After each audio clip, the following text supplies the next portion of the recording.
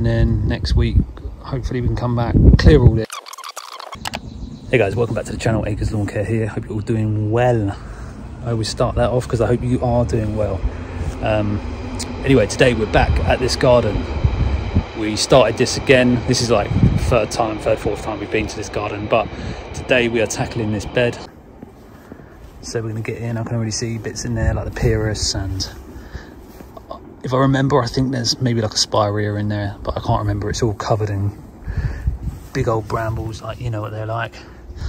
Me and Gaz love a bramble. But yes guys, if you enjoy this content, consider liking and subscribing. That'd be brilliant.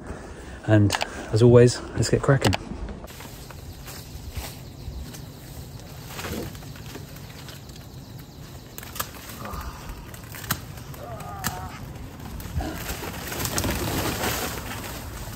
Mind your back, mate. You got it. You got it.